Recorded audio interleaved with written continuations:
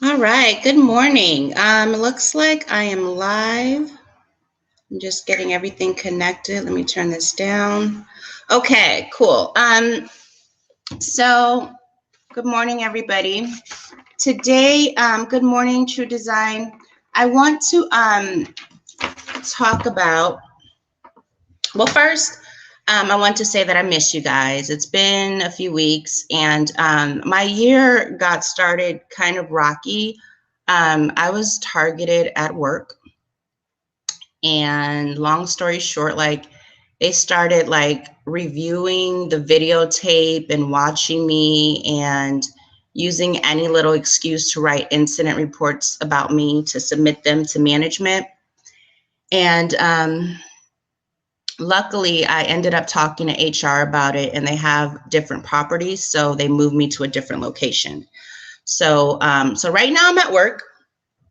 I'm on a graveyard shift, midnight to 8 a.m. So if I sound weird, it's because like I've taken all of these things to try to stay awake, and like my hands are a little bit jittery, and I can just feel I feel different right now.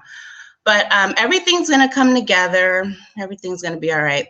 So uh-oh, who's that bothering me? Okay, so all that to say, I am at work, and if we, get disconnected or whatever, I'll be right back, okay? So this morning, I actually, the last couple of days, I've been looking at the Zacktv interviews.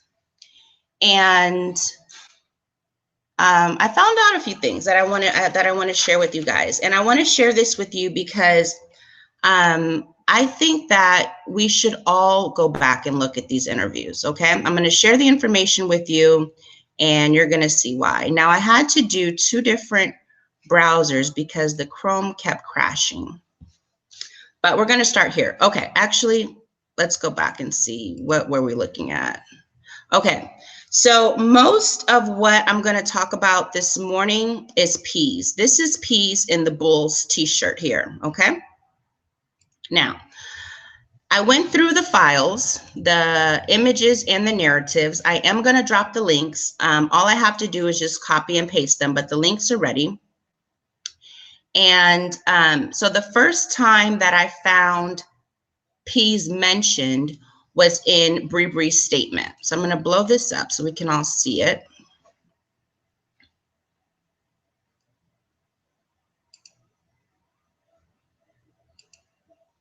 Okay, so at the top, you can see this was entered by the Rosemont Public Safety Police Department, whatever, entered on September 12th, 2017. Interview, in parentheses, Bree. Okay, so this is her statement that was taken very shortly after Kanika's body was found. I'm not going to read the whole statement because we're only interested in where peas was mentioned. And let's see. He is mentioned.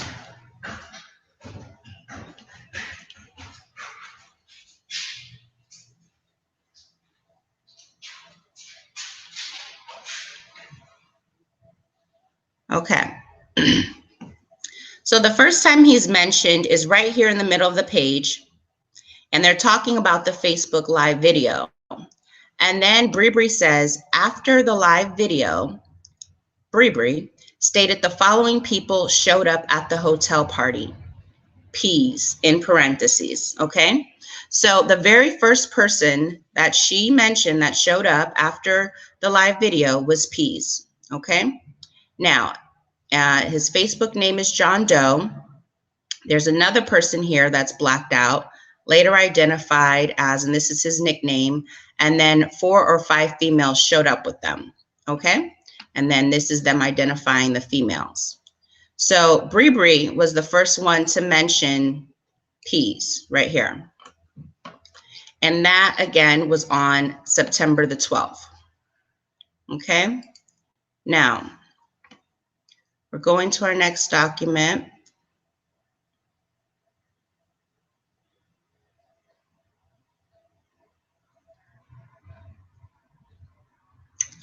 Now, this was entered in September. It doesn't have the exact date of when the information was collected, but I did want to show you this because this document shows you that there were a lot of people that the Rosemont Public Safety Department had a hard time locating. Okay, and this is the list of all of their names. So there's Neff, Killa, Mike, Little Ty, Smacks, Peas is in here, Winky, Punky, Quan, Sticks, Cock. I mean, all these people are in here, okay?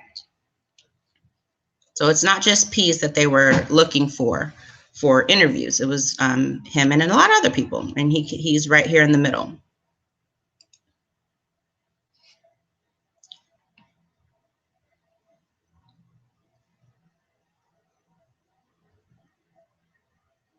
Okay, so on this next document, they're going to give us more information about what they're looking for. So this was entered on September 17th, 2017. These are the dates that they attempted to identify the following people. So this is September 13th. Now remember, the detectives talked to Bree on the 12th. So the very next day, they were trying to identify these people, okay? Now, the first set of people, you can see down here, they ended up canceling because they, in fact, found them. So, like, for example, it says, attempt to identify Little Ty right here. And then in this one, it says cancel. Cancel the attempt to identify Little Ty because they found him. Okay, so most people weren't that hard to find, okay? They're all in the same area.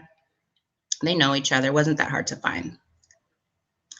Now, here is the information about Peas. It says, September 13th, attempt to identify an information request.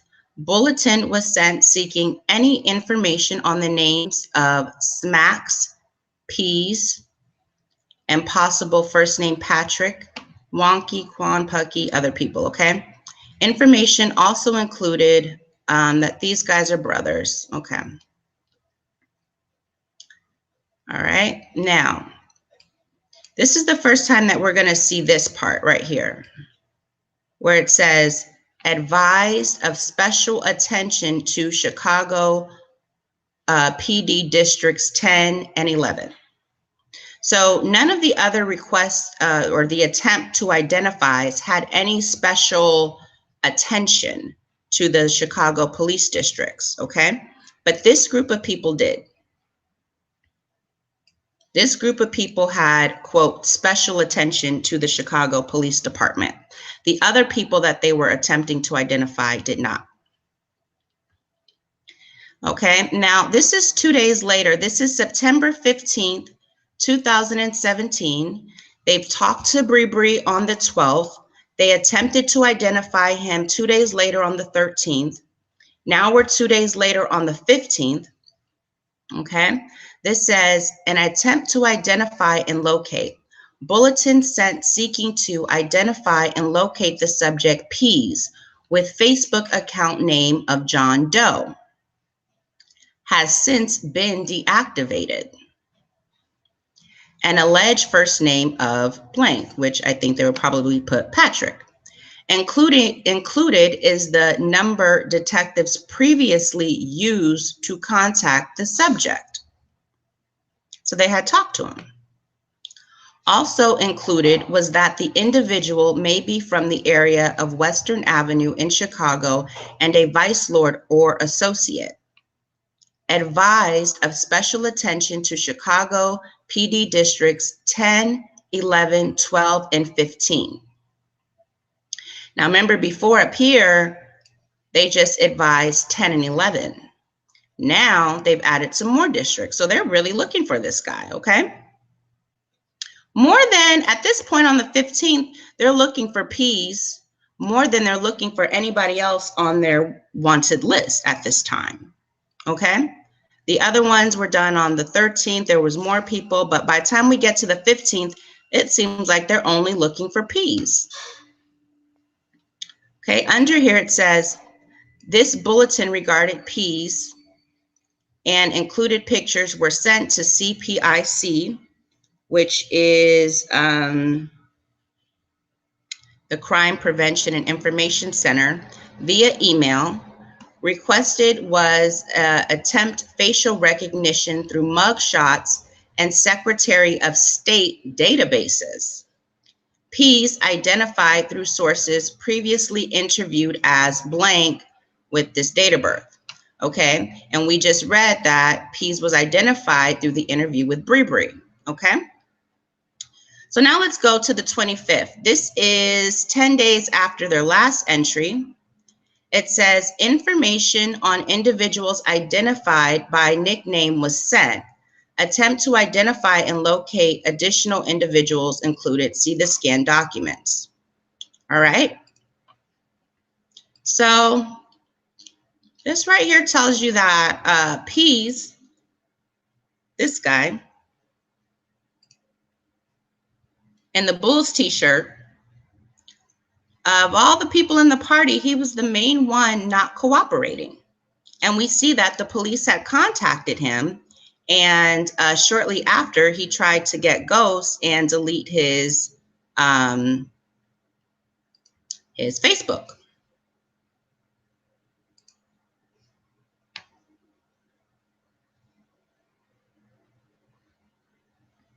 All right, good morning, everybody. Thanks for stopping by. Okay, we're gonna move to the next document. This one, again, was the afternoon of September 15th. And remember, we just read the entry when I said they were really looking for him hard. So they're interviewing somebody else at this time. Seems like it's a female, seems like a female voice speaking. Yeah, when asked what time she arrived. Okay, so they're talking to a female. They're talking about the party. I'm gonna drop the link so you guys can read everything in full. Now, let's start here. I asked blank what time she left the hotel party. She stated she left at approximately 4 a.m. She stated that everyone left the party by that time. I asked blank for her Facebook page. Blank stated that she uses the name of this. I asked her to pull up her Facebook page on her cell phone, and I took a picture of it. I then took a picture of blank to provide it to the sergeant. I asked if she knew Pease. She stated yes, and that he goes by the name of John Doe on Facebook. I then asked if she could recall any fighting or other issues in the room. She stated that everyone was getting along. Pause right there. At this point, on September the 15th, when he talked to her, right here, okay? At this point, doesn't it seem like they're only looking for Pease?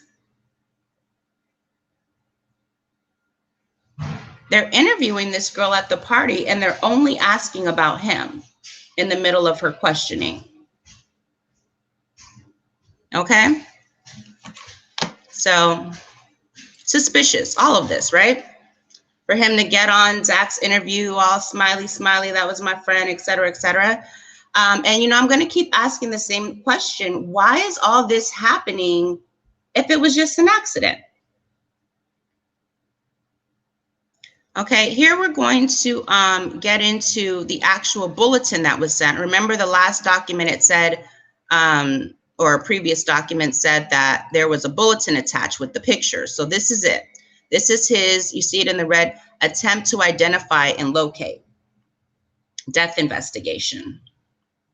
Okay, this was sent out on September 15th. I'm gonna blow this up so we can read it. All right.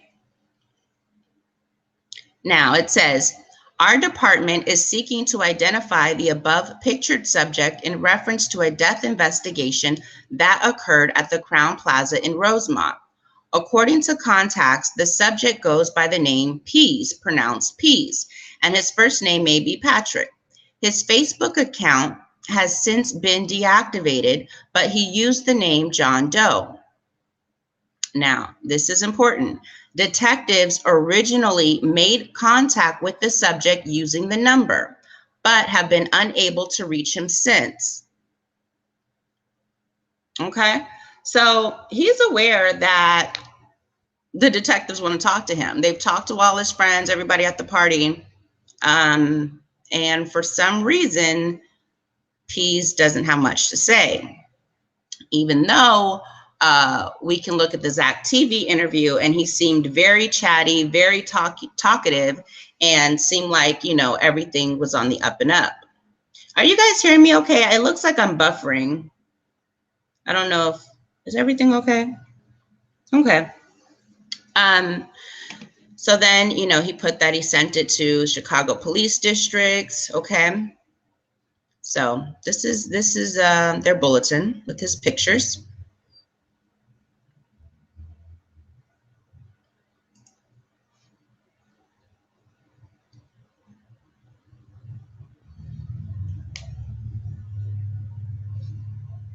All right, and so this is the money. This is what I really wanted to show you guys. Like, this is what made me do this whole interview, is this document right here. Now, before we go over this document, I want you to know that nobody else, okay, this is what happens. Oh, I thought it was going to blank out. My computer's having memory issues and it messes up sometimes. That's why I keep trying to delete the tabs as we go through, but whatever, we're getting through it. Okay, so before we get into the details of this document, I want you to know that I looked through the entire set of files. Nobody else has a document like this except for Pease. Okay? Nobody else has one of these things in the Rosemont files except for Pease. Okay? Let's blow it up and see what this is. This is a 2-page document. This is page 1. Okay? The first one's the top over here says Grand Jury Subpoena. Circuit Court of Cook County. Okay, so who's being subpoenaed? It says Facebook, the Security Department Custodian of Records. All right. It says, greeting, we command you. You see how our government talks to people? It's so crazy. But look, okay, greeting, we command you that all business and excuses being laid aside, you and each of your attend before the grand jury of our Circuit Court of Cook County, September 27th, 2017, at the Circuit Courthouse in Chicago, 26th and California Avenue, in said Cook County, to give evidence and the truth to speak concerning a certain complaint made before said grand jury against John Doe, remember, that's his Facebook name, and that you also diligently and carefully search for and examine and inquire after and bring with you and produce at the time and place beforehand. Okay, so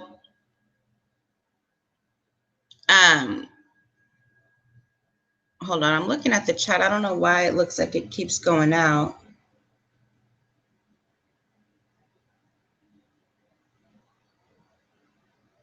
Okay, I hope everything's okay. But you know, if anything's choppy, again, I'm going to drop the links. This is probably the most important document right here, though. So if the video gets bad, just comment and let me know so I could try to, you know, do my best to fix it. Okay, so I mean, as you can see right here, John Doe, Mr. Pease, this guy, this right here in the Bulls, right? The one that was smiling and all that, laughing. Oh, now what? Okay. He had a whole court case.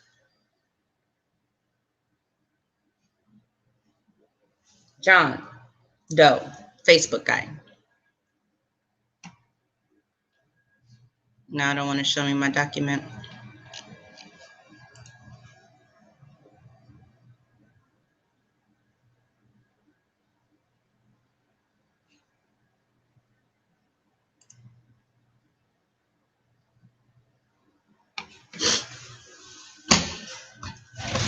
Okay, So John Doe had a whole court case on September 27th. Why does it keep doing that? I don't know why.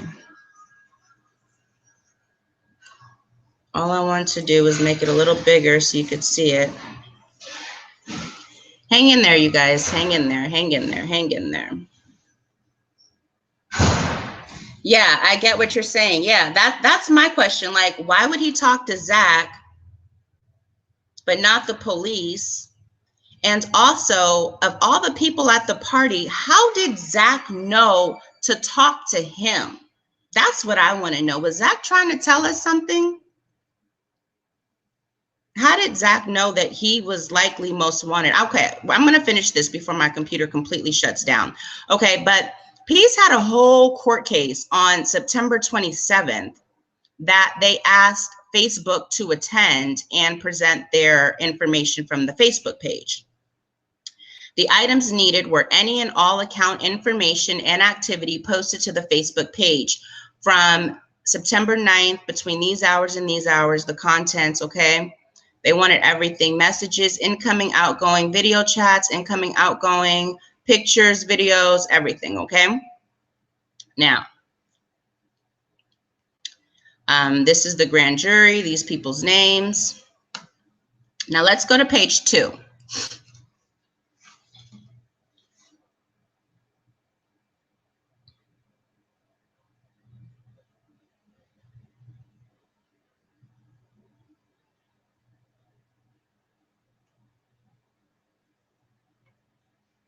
Okay, now this page, again, I just want to repeat myself. Nobody else from the party has paperwork like this in the file. I'm sorry, you guys. I'm gonna, you know what? As soon as I'm done with this video, I'm gonna spend the rest of my morning trying to clean out my computer because I'm having these memory issues. That's why it doesn't want to load.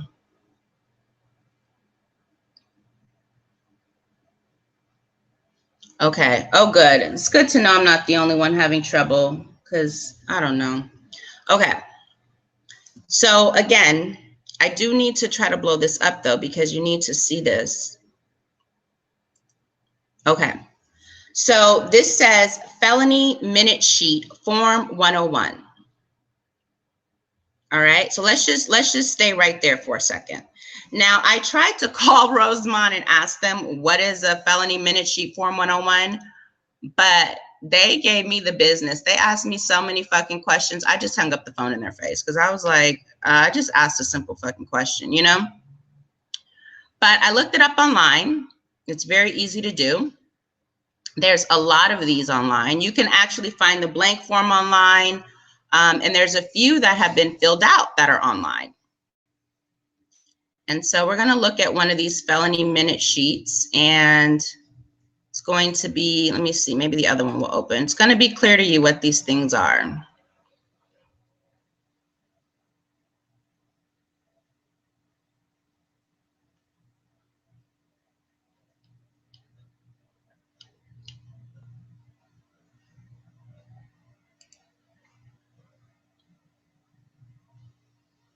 Just got to load it up.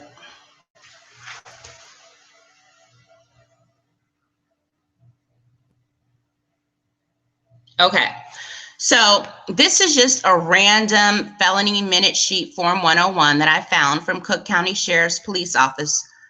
You can just, you know, Google it. A lot of these forms will pop up, okay? But this one gives us a better idea as to what this is about, okay? And basically what I gathered is this is the form that the county uses to send to the state to tell them that they want to charge somebody with a felony, okay? So right here it says for state attorney use only. And then right here it says felony approval, you see, and this person had to approve it, okay? This is for the assistant state's attorney. And they're just telling them how to do the information. So they put the person's name, their charge, and then they put a little information about what happened. So you can see this person is being charged with aggravated battery. And then at the bottom, this, do not write in this space. It's for state attorney use only. Okay. So whatever this is a form that goes from the county to the state. And I believe that it just, it's just a request for the county to request that the state charges person with the felony. All right. So let's go back and let's look at this. Why would Pease have a felony minute sheet, Form 101, in Kenneka Jenkins' Rosemont files? Okay, it says assistant state's attorney for state attorney use only. So they're about to send this to the state attorney, or maybe they did already. It says, okay, this is just their directions, all right? Now, the investigator, officer, Detective Anthony, okay, Rosemont Police Department, the 3rd District Rolling Meadows Court. This is the incident report number. The defendant is John Doe. They haven't found him yet, so they don't have his age. He wasn't arrested. The charge, what the felony was going to be, was pending the death investigation.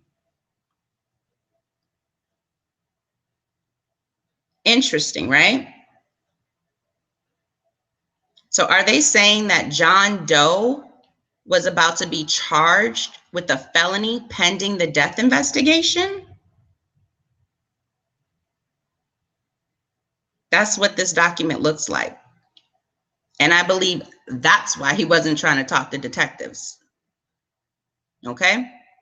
Somewhere down the line, I don't know what Bree said or what came out of some of the other interviews. Remember, when they were looking for Pease, they were looking for a lot of other people as well. And remember, they canceled those attempts to identify. So they talked to those people. So we don't know what came out of those interviews that made them go after Pease so hard.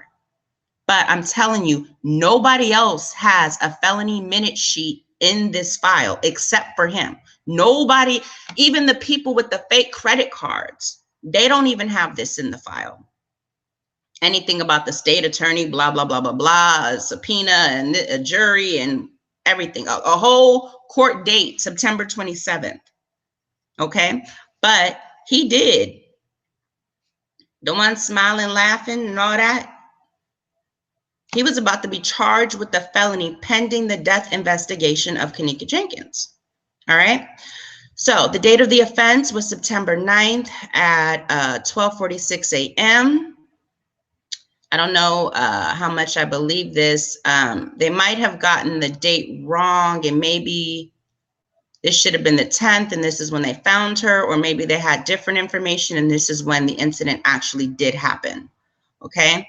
The facts briefly stated, the victim, Kenneka Jenkins, attended the party. She proceeded to this room. There was a Facebook Live video that posted the guests of the party. And the victim proceeded to attend, and then she was found. Okay, it says that they need stuff from Facebook, et cetera, et cetera. Okay. Now, what's also suspicious about this form that nobody else has in the file is there's no date here, which really, really, really bothers me because it's very hard to, put it in like chronological order if you don't have the date. Okay. So, for those reasons, we need to go back and look at this interview. Okay. When I looked at it, I tried to look a little bit into body language and everything. Everybody in the comments of the Zach video was saying like, look at their body language, look at their body language. Now, I didn't get too deep into it, but because, body language could be like, clear, or it could be subtle. So I'm not going to be able to catch the subtle body language because I'm not an expert. But what he's doing right here, this one, T-feet, pulling on his ears, that's like clear sign, right? You can Google, body language pulling on ear, okay? And you'll see everything that comes up, okay? Like this has been well documented what pulling on your ear means and all that, okay? Talks about your blood pressure, the blood going up and all that good stuff. Now, what I believe what's happening in this interview, and this is just my analysis, my theory, okay? I believe that Zach was very close to this case. Okay. Zach knew, hang on. Hi.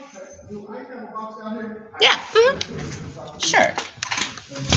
You're welcome. Alrighty.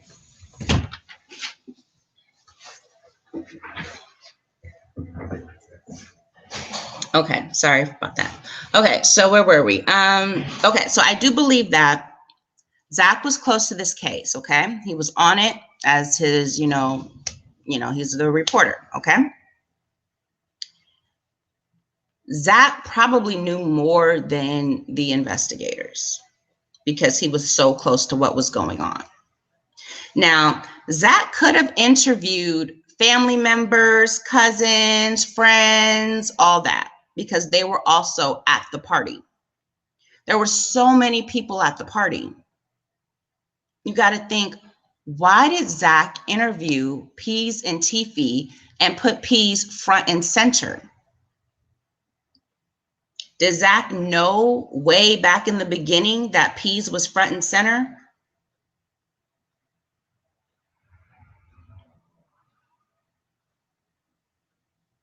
I'm looking at him, if he's laughing and he's best friends and they spent the night and it's all love and she smiled so big when he walked in the room, this is all what he says. Why couldn't he tell that to the Rosemont detectives? What exactly was on his Facebook page? Because none of that is in the Rosemont files.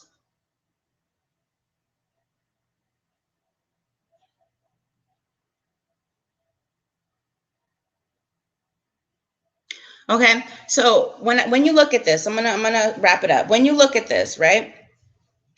The body language. Tiffy's pulling on his ear. The pulling on the ear, I can't, like the touching of the face, the jittering around, it's all so subtle. I can't, you can't make too much out of it. But there are going to be times where this one in the hat pulls on his ear like he is trying to pull it off. And at those times, I believe this one is not telling the truth. Okay? I believe that his lies are literally making his ears hurt. Okay? Now, another thing you're going to notice when you go through each of the times that Tiffy pulls his ear, you're going to notice that one of the first times this happens is when Pease tells Zach that Kanika and Monifa were best friends. And then he crosses his fingers like they were that close. Okay? And this one in the hat is going to like pull his ear off. Now, the other times you're going to notice this happening mostly is when they both kind of lie and say, they kind of downplay the missing part. They say it wasn't that big of a deal. We thought she was with somebody else. People just kind of slide off. It wasn't until the next day. When they get to all that, this one in the hat, he's going to try to pull his ears off.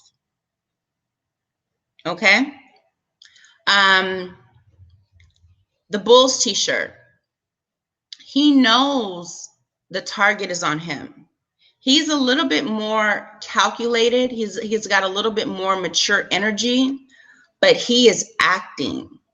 If you just look at his heart rate, because you can see his chest going up and down, you look at how he's doing his fingers, he is acting. He's trying to pretend to be relaxed. He's trying to pretend to laugh.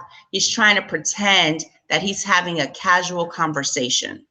But this one right here is calculated, okay? This one right here in the hat, not so calculated. This one is fight or flight. This one is ready to go. This one in the hat, he keep looking. See, where your eyes are going, that's where you really want to go. Like he's ready to get up out of there, through the roof, through the door, any means necessary. He doesn't want to be here in the hat. He only came to support Pease, okay?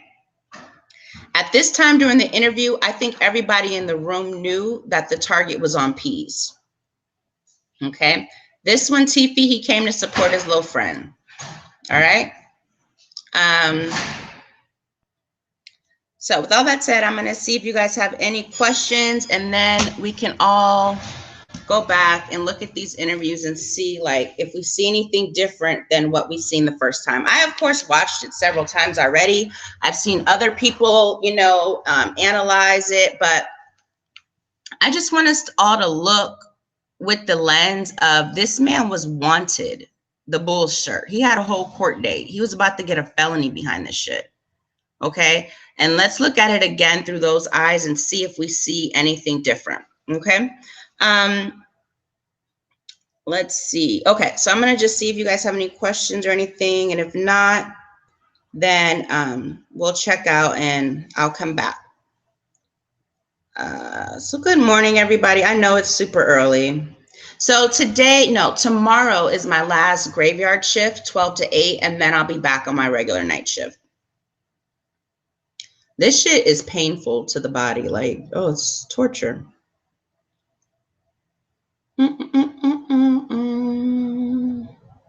Yeah, lots of twists and turns, baby.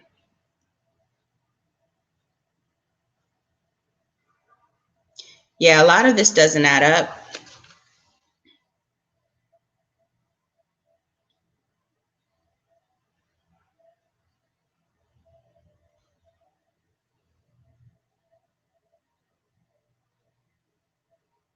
Yeah, I agree, Flower Boom. You said they may have seen something we haven't seen or know something, right?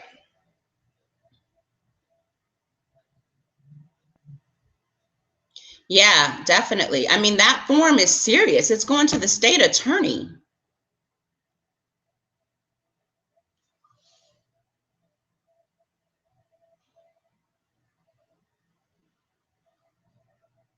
Right, yeah. They should have put the girls on that hot seat too. Yeah, I do kind of believe that Zach did know something. I think that he did his best to like this is like his little gift. Like the interview with Irene and Pease, I think that was his way of like kind of like nudging us to say like, here you go.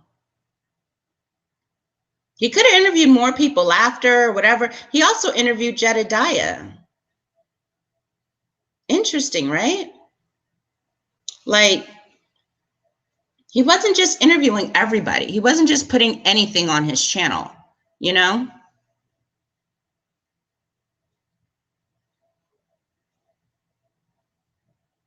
Yeah, and I hope the hotel manager interview comes out soon. I heard that that Zach's family did indeed get a hold of his laptop. So, hopefully if it's on there, they could release it. Okay, now did he show up to court or give an interview? I don't know. I don't know. I didn't see anything in the files, but there are some narratives that are blacked out, but also if his narrative was in there, it would probably have like all the different attempts to locate him, and then it would have like a final narrative, you know what I'm saying? So I don't think his narrative is in there. I think that he was about to be charged pending the death investigation, but instead they ruled it an accident. But I think that if they would have ruled it a homicide, I think they would have tried to put all of this on Pease.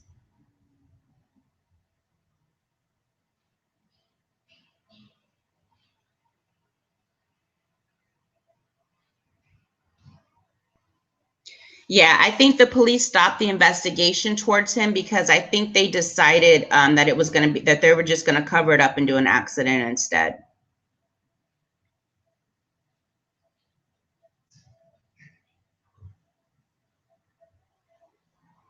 Okay, everybody, I'm going to get off the live. Thanks for watching, and I will talk to you soon. Bye-bye.